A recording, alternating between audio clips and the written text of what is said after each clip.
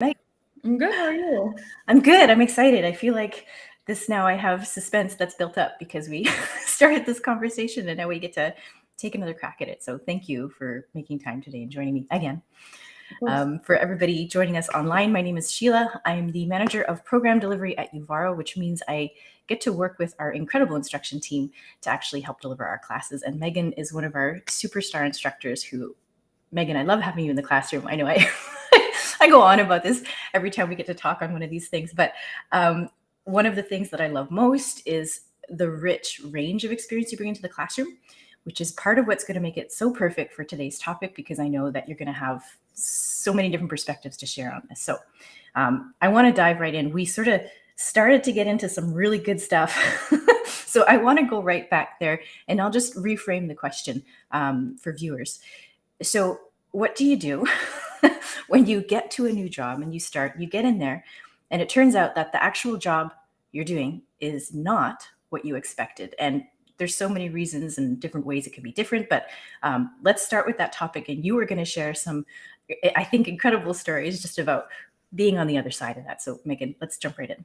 Yeah, definitely. This burning question was a little bit triggering for myself because in a past life, I was actually at this like very fast pivoting startup, really small startup, and we're kind of building the plane and flying it at the same time, trying to figure out how to go to market, what our sales team should look like, and a part of that was around.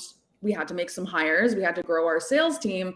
But as we were building the job description and as we were hiring folks and the interview processes were going on, the role that I actually needed that rep to do would drastically change from that job description that we had put out in the first place. So to be completely vulnerable, sometimes I'd have my reps come to me and say, hey, this doesn't quite line up with what I thought this was going to be. And I would sit there being like, honestly, kind of my bad. Right? Like, this is a part of me having to learn how to communicate, how to set expectations, so many different things. It was a really good learning opportunity for myself. At Salesforce, I think it's a little bit different. These roles have been around for a really, really long time. So when I took this role, like, it's to the T what exactly I expected it to be. But yeah, it was an interesting learning period. That is so interesting, because what you're describing there is like, you had an intent, things change, and it makes sense when you're working with a quickly moving team, and at the stage that it sounds like you were at, the adjustments would just happen on the fly. So can you share what it was? And you gave a little bit there about feeling like, oh, that's my bad, I need to communicate. What were the key learnings you took away from that experience when it comes to communicating in a situation like this? One big thing was I had to have a ton of empathy for it, because the business has a ton of objectives that they need to hit. But that human being that we're hiring into that role, that's their leap of faith into their career. So it was this weird push and pull between what the business needed and the person that's trying to go to that next step, that's trying to gain new skills, that's trying to learn. So one big learning is that at that stage of the organization, it was important to hire people that were really excited by that challenge, but we had to communicate that, hey, coming in here, it's not that standard sales role, that you're going to have to pivot. You're going to have, I don't love this term, but wear multiple hats, right? We hear that all the time. And it's like, no, I just want to wear one hat. I have one head. But there's a ton of different things that you have to do here, and you have to be able to collaborate really, really well. And you should be focusing on more making an impact. And definitely in that situation, I feel like the reps learned a ton and you gain a lot of skills from it, but it has to be the skills that you want to learn, because it has to align with what that person's goal is as well in their career. Okay. So it sounds then let's go from the hires perspective, what they might run into is the situation where maybe that reality of startup might not have been communicated appropriately, or maybe it was, but the realities of it, of course, you can't really anticipate for until you get there, and the hats keep getting added and switched out, right? So, and I'm raising. I'll also, Sheila, just add in quickly that I was someone that's very guilty of being uncomfortable with ambiguity, right? Yeah. So when I was hired into even the startup that I was in, it took me a while to be okay with that as well. And I had to figure out, like, was that the right move for myself? And I'm happy that I learned to be more comfortable with ambiguity, but I was very much guilty of being very uncomfortable when I first started. Yeah, I think that's important to recognize and know about yourself and ideally communicate. We've got a great question that just got tossed in here. Thank you, Sarah. So do you have any tips on mediating expectations between company and employee goals? So we're coming back to communication, and it sounds like the question includes from both directions. So grab whichever one you want to start with, and we'll dig into the next one after. Yeah, absolutely. It's a tricky question, because I think that it comes a lot from, and it's a lot of ownership on the employee of managing up. What do I actually want to learn in this role? What do I want to take away from it that's going to get me to that place? And then asking that manager, hey, I'm here. I'm willing to put in really good work. I want to make an impact. But I also want to work on my negotiation skills. I want to work on building content. And one thing for me, I wanted to work on when I was in that role was I wanted to work on sales enablement. I wanted to work on, and that was a perfect role for me because it was an early startup. I was able to build slide decks and process and all these great things, but I had to raise my hand and ask for it because I saw that it was a need. So that's one way that I found a lot of fulfillment in a situation that I wasn't at first super comfortable with. And then that aligned with my goals, and I had a really great career there for a couple of years.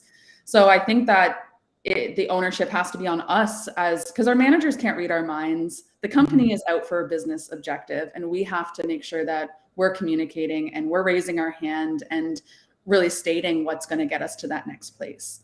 Okay. I'm hearing proactivity, accountability, all the things that, of course, an early stage startup is citing as their competencies when they look for hires and roles like this. Do you have any suggestions when it comes to, like you say, raise your hand? And I understand what you mean by raise your hand, but for let's say someone who's maybe new to their role, who sees opportunity for development, how would you suggest they go about starting that conversation? Like, what are the kind of phrasings you'd even use to bring subjects like this up when you're early in a role? Well, that's a good question. I would say, like, a good place to start is back on what personally motivates the individual, because what a manager, and of course, anyone in the chat, please drop in if you've had experiences with this, but anyone that's in a manager's looking for people that are motivated and that they're aligned to what the goal is. So one thing that I like to do when I start a role is say, I'm really motivated by building content. So I did that when I even joined my new team now. I told my manager straight away, I love to build things. And that's what I used to get from my role at a startup. How can I do that in this role? How can I accomplish that here? And he gave me a ton of really, really good ways to do that, which I'm currently doing. So I think that's a good way to position it, rather than saying, hey, I'm here and I see all these different things, they're gaps and they're wrong. Just saying, hey, like, this is what motivates me. Can we get to a place where I'm helping you with some of those things? Because I'm sure too that a manager is looking for things off of their plate. And loves it when their team I can speak from past experience. I loved when people would raise their hands and help me. Right. It feels like a help them help you, help the manager. Yes, let's all grow. Yeah. I love framing it that way. Like, this is what I like. How can I do that here? And then it becomes a co-created reality, as opposed to, you have a problem. Let me fix it for you. I get that. A little bit different. So hearing a little bit there about the skills and everything or maybe not skills, characteristics that are going to make a person thrive in a situation like this, which is interesting because we started this as a discussion of, like, what do we do in this scenario, which can seem quite problematic. Recurring theme that came up there, self-awareness. So you knew what motivated you. You were able to bring that to your manager. Any tips on how to help somebody? Let's imagine not new to their career, but new to specifically sales in an early stage startup, like this is their first experience. What are the potential reasons this situation might make a new rep uncomfortable? And this situation, I mean, like, they show up and it's not what they signed up for. There's something different there. What are the pieces that you think that cause the most dissonance for a person? And how can they go about, kind of taking ownership of that and then approaching all of those things with the man, not just in this situation, but going forward with their career? This is a really tactical response, and I hope that's okay. Maybe you'll have some more color to add, but I feel like a big reason I would personally be uncomfortable is because my living, my commission is tied to the success of the role, right? So when I get into the role and I'm like, wait a second, I don't know how I'm going to hit that OTE, my on targets earning, which is 50% of my entire salary. I can get super anxious. And I feel like that's something that managers have to be mindful of, is that when you have reps coming into a role, that there's so much of their personal livelihood that's tied to it.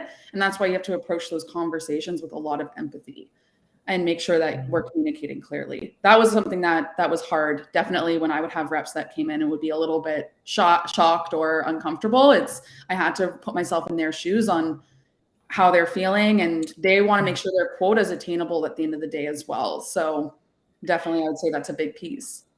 So that's so interesting. The most frequent reason this scenario comes up is I have a grad who starts a role, and they're getting into it. They love the company, they love the culture, enjoyed the entire interview process. And then there's friction between the way their comp plan is structured and then the activities or whatever they're being measured on in terms of how they're being managed. So it's a situation where they're, here are your targets and here are these activity metrics that seem misaligned. And it creates that panic where they're like, oh, if I do this and I focus on these metrics, I don't know that the outcome is going to be my target. And I feel that I know how to reach my target, but they're having me focus on these metrics. And it produces like this scenario, and they don't know what to do. So what you just described there is, from the manager's side, having to have empathy and understand why why they care about this. So it sounds like there's a bit of communication in there that is missing. Is that how you'd approach it? Just over communicate the reasoning, the rationale behind it, and then we'll flip it on its head. Imagine you're the rep and you don't know how to approach the conversation. What would that sound like? Yeah, absolutely. And also too, one thing being on the other side as a rep is, or as a manager, is if my reps weren't hitting quota, I wasn't hitting quota. So there's also has to be that mutual understanding that we're trying to get to that goal together and trying to make this role be fulfilling for everyone involved and trying to have a great earning year. There's sometimes where I have to look back and say, the financial piece, yes, it was uncomfortable, but the things that I gained allowed me to get to a place in my career where I am hitting financial goals. So it's a little bit of give and take that maybe in the moment when I was feeling stressed and uncomfortable, I didn't quite see. But I'm a believer, and this might be overly optimistic, that any decision is a good decision. And once you're in it, take what you can from it, and let's keep moving forward.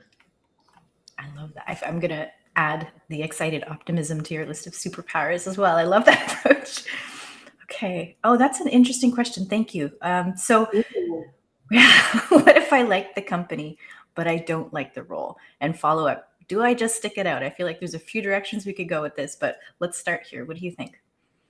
One thing that this is a me thing. So if anyone's on the line, this doesn't resonate, I'm so sorry. But if I don't like my role, I don't perform.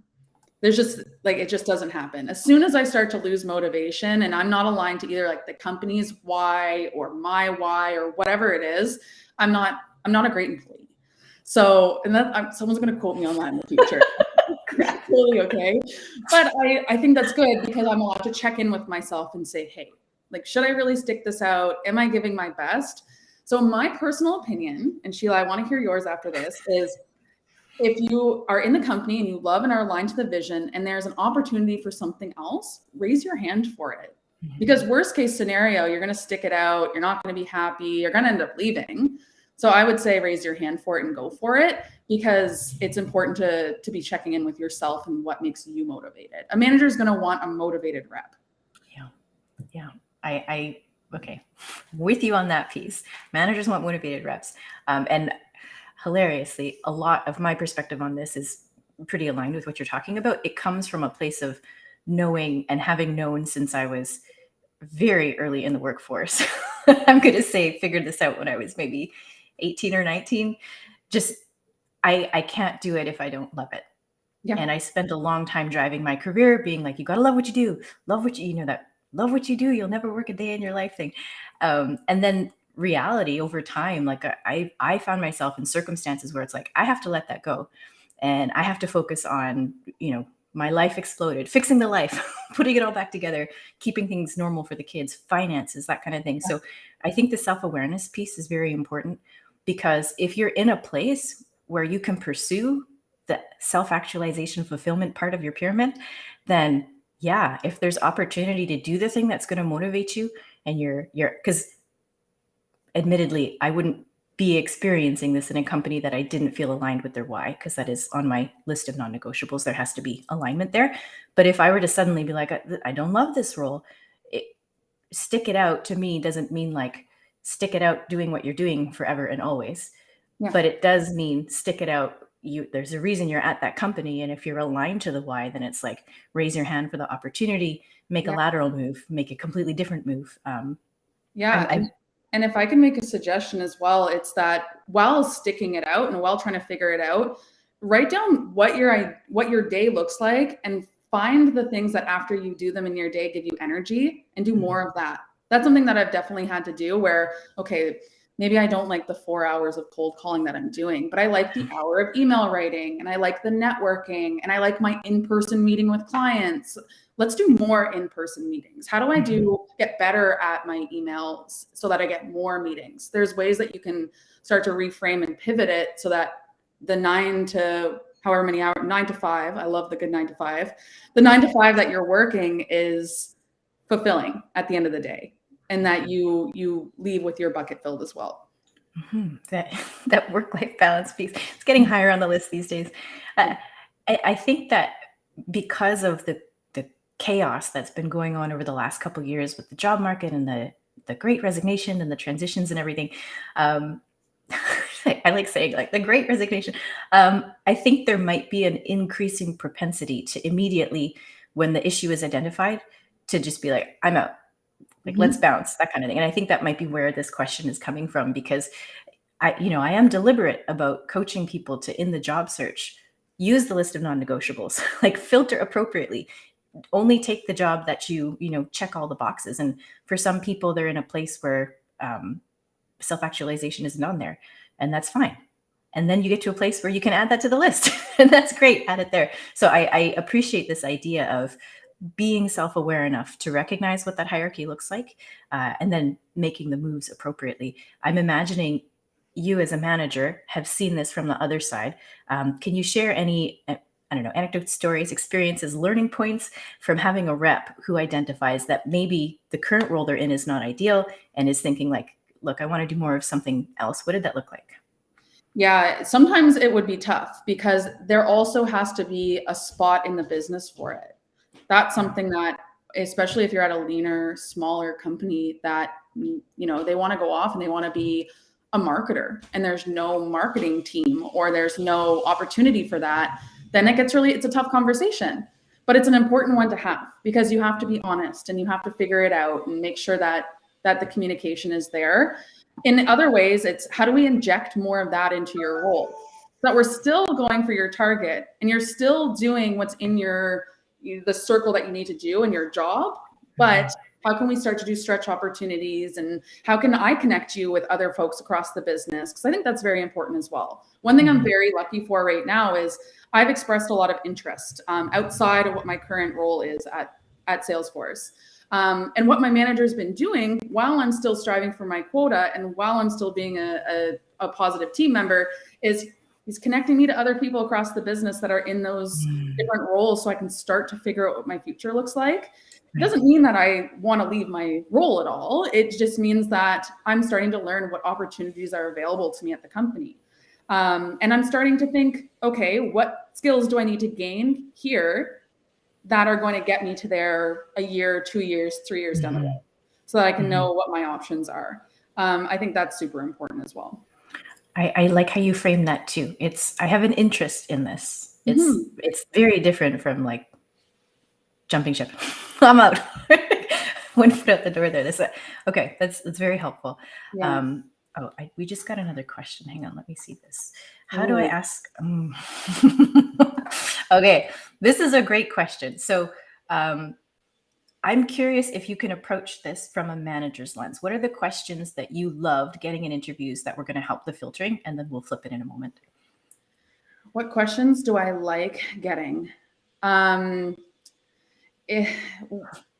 question that I would get typically is around how are the other reps on the team doing? How are they feeling? What's the sentiment? How much turnover have you had? I would start to see that reps would be trying to suss out like what's the state of the sales team.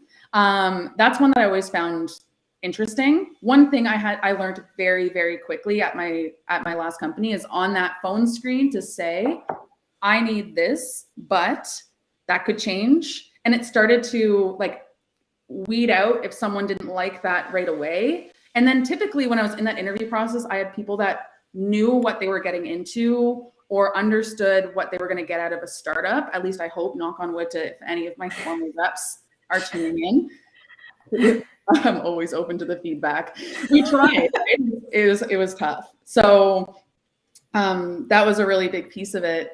So I would start to see like when those questions would come up. I think another big thing that I would suggest outside of the interview questions is network into the company a little bit, talk to a rep on the team. How is it going? How much of your day is spent around prospecting? But even just for any role, not just to suss out, is it the right job?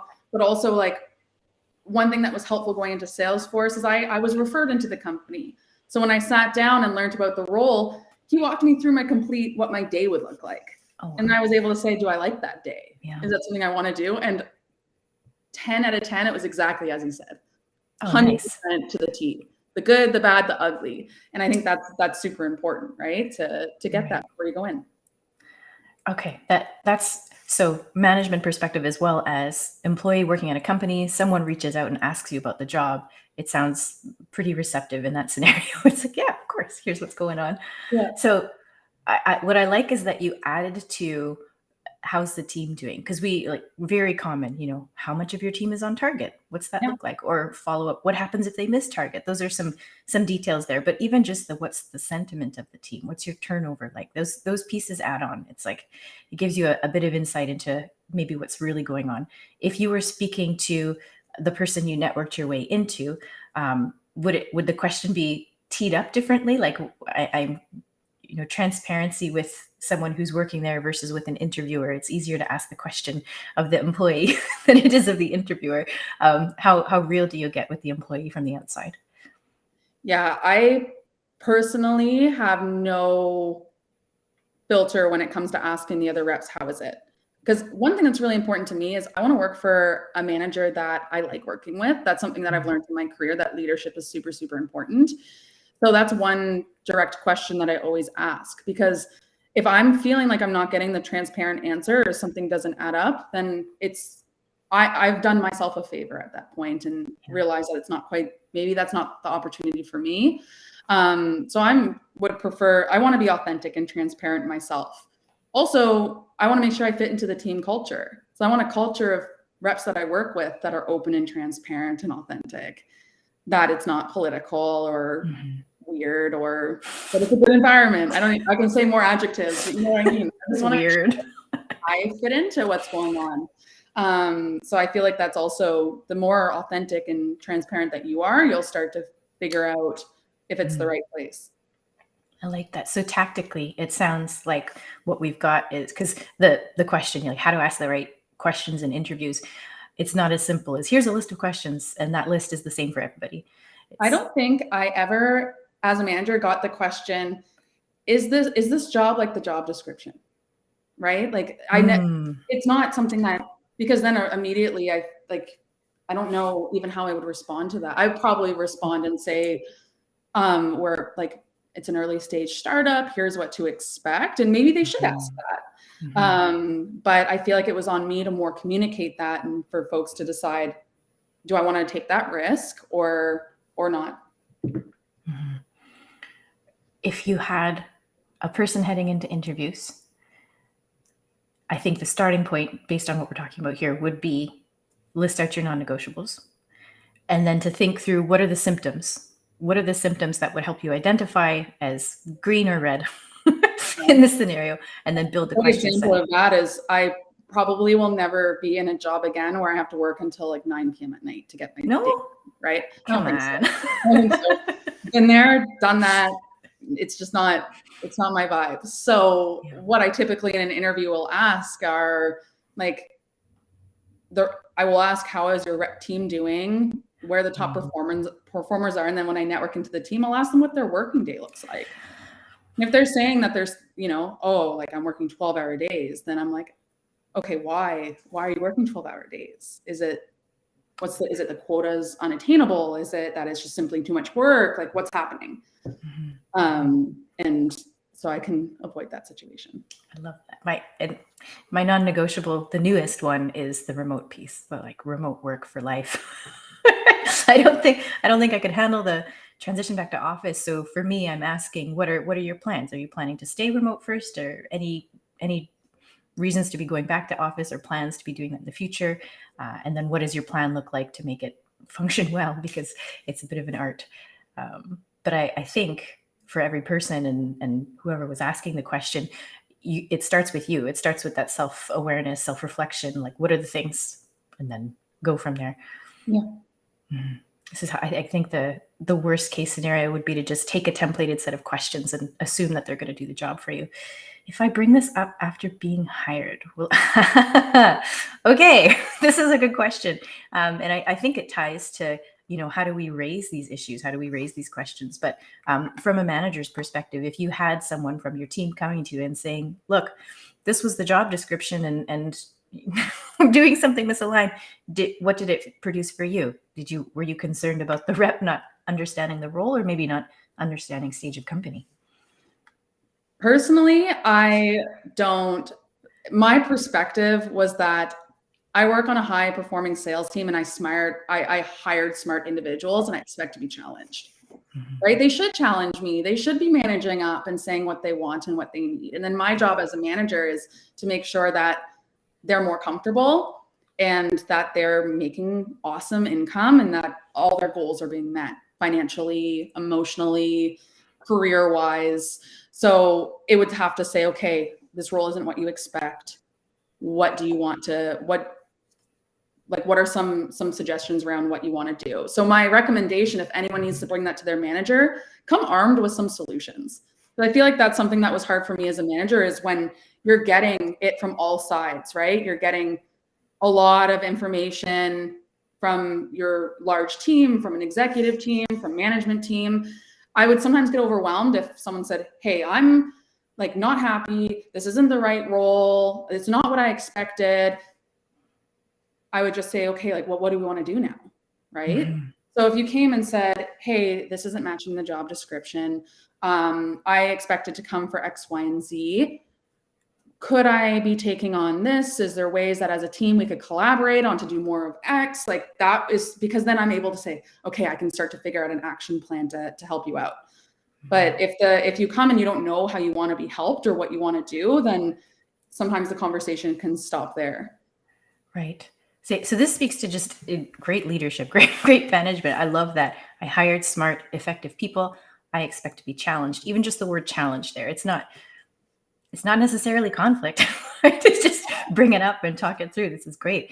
And actually, everything you're sharing, I think the key, for viewers, the key takeaway would be that this kind of scenario is quite common. Yeah. And that when you run into it, you don't have to feel like you're the only one in the world dealing with it.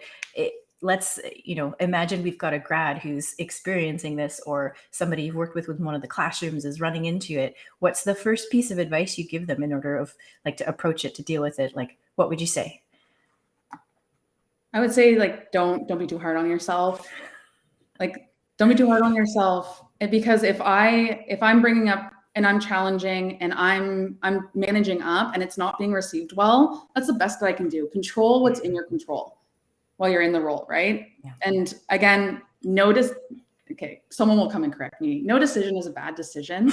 It's just it's a learning opportunity. Well, there's probably some bad decisions out there, but it's all a learning opportunity. And every role I've been in, regardless of how hard or how unexpected, I've learned something and I've become a completely different person as a result of it. So I'm grateful for all of it, regardless if at the time I was a little bit uncomfortable. Mhm. That's incredible. That's two key phrases. We've got expect to be challenged as a manager and control your controllables. It's beautiful. Thank you, Megan. We're coming up on time. I'm really enjoying this conversation. Thank you so much. I Thank can't wait you. for the next one. It's been fantastic. Awesome. Thanks, everyone. Thank you.